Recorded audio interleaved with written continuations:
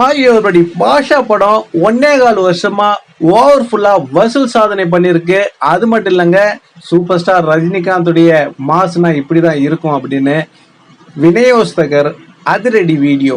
வாங்க வீடியோக்குள்ள போலாம். வீடியோக்குள்ள போறது முடியாத நம்ம சேனலை சப்ஸ்கிரைப் பண்ணலாம். உடனடியா சப்ஸ்கிரைப் பண்ணீங்க, நன்றி. சூப்பர் ஸ்டார் ரஜினிகாந்துடைய படங்களின் சாதனையை பத்தி இந்த உலக மக்களுக்கே தெரியும்.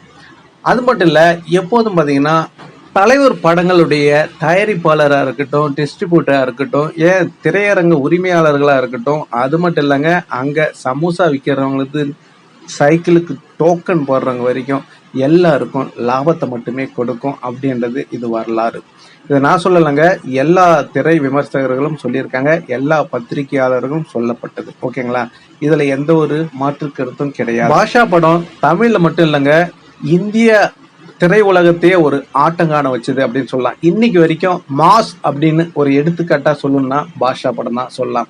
எல்லாமே இந்த பாஷாவை பார்த்துதான் அந்த மாஸ் என்ற படத்தை இந்த இந்திய திரையுலகம் பாஷா படத்தை கொண்டாடியது எல்லாருக்கும் தெரியும். இப்போ ஒரு அற்புதமான தகவல் வெளியிட்டிருக்காரு. இவர் யாருன்னு பாத்தீங்கன்னா விநியோகஸ்தகர். இவர் என்ன சொல்றாருன்னா, டிஸ்ட்ரிபியூட்டர்.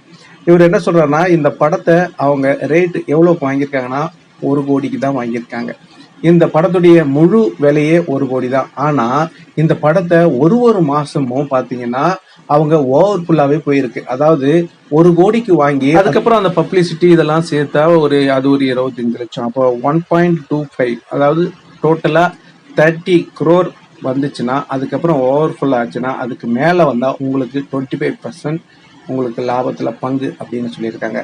ஆனா இந்த படம் பாத்தீங்கன்னா ஒரு தடவை லாபம் ஆகலைங்க, எவ்ரி மந்த் 1.25 வருஷம், அதாவது ஒரு மாசமும் 1 கோடியே 30 லட்சத்துக்கு அதிகமா தான் ஓவர்ஃபுல்லா போயிருக்கு அப்படின்றத நான் சொல்லலைங்க, அந்த படத்துடைய டிஸ்ட்ரிபியூட்டரே சொல்லியிருக்காரு. அந்த வீடியோவை ஃபர்ஸ்ட் நீங்க கேளுங்க, அதுக்கப்புறம் நம்ம பேசுவோம். அப்புறம் 1.25 வருஷம் ஆனோன்னு உட்காந்து கணக்கு பார்த்து கஷ்டமா இருக்கு சுரேஷ். இது முழுக்கவே இது வர ஓவர்ஃபுல்லாவில் நீங்க அவுட்ரைட் பாத்தீங்களா நண்பர்களே, பாஷா படத்துடைய அந்த லாபத்தை கணக்கு பண்ண முடியாம தவிச்சிருக்காங்க.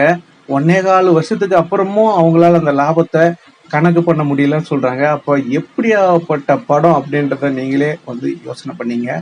அது மட்டும் இல்லைங்க, இந்த படத்தை அப்படியே ஓவர்ஃபுல்லாவே 5 வருஷமா ஓட்டியிருக்காங்க அப்படின்றதையும் அவர் பதிவு பண்ணியிருக்காரு.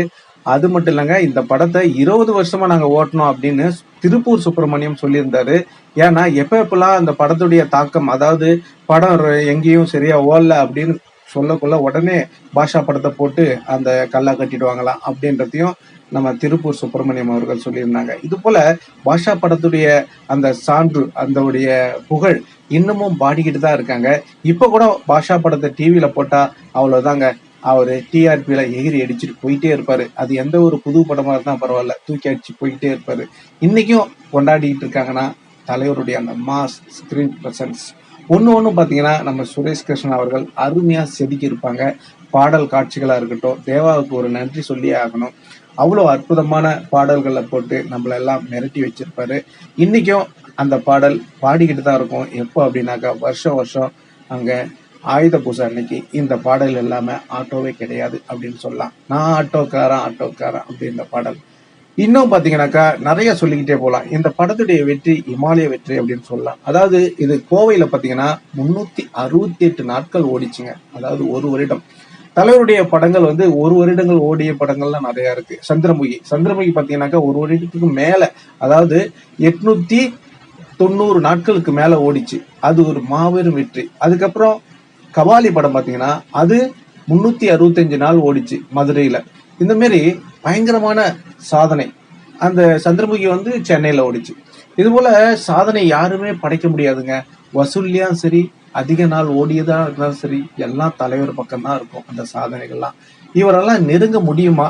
நெருப்புடா நெருங்கடா அப்படின்னு சொல்ற போலதான் இருக்கு. ஓகே நண்பர்களே, பாஷா படத்துடைய டிஸ்ட்ரிபியூட்டர் அவர் பேசிய அந்த முழு வீடியோ நீங்க கேட்கணும்னா கண்டிப்பா நான் டிஸ்கிரிப்ஷன்ல இணைக்கிறேன், பார்த்து மகிழ்ச்சி. ஓகே நண்பர்களே, நீங்க சொல்லுங்க, கிட்டத்தட்ட 5 வருஷமா ஓவர்ஃபுல்லாவே ஓடி இருக்கு பாஷா படம். இதை பத்தி நீங்க என்ன நினைக்கிறீங்க? உங்களுடைய கருத்துக்களை கமெண்ட்ல சொல்லுங்க. அது மட்டும் இல்லைங்க, இந்த தகவல் உங்களுக்கு பிடிச்சிருந்தா லைக் பண்ணுங்க, ஷேர் பண்ணுங்க, கமெண்ட் பண்ணுங்க, முக்கியமா சப்ஸ்கிரைப் பண்ணுங்க. சப்ஸ்கிரைப் பண்ணக்குள்ள பக்கத்துல ஒரு பெல் பட்டன் வரும், அதை கிளிக் பண்ணீங்கன்னா 3 ஆப்ஷன் காட்டும். ஃபர்ஸ்ட் ஆப்ஷன் ஆல்ன்றதை செலக்ட் பண்ணீங்க. நன்றி, வணக்கம், ஜெய் ஹிந்த்.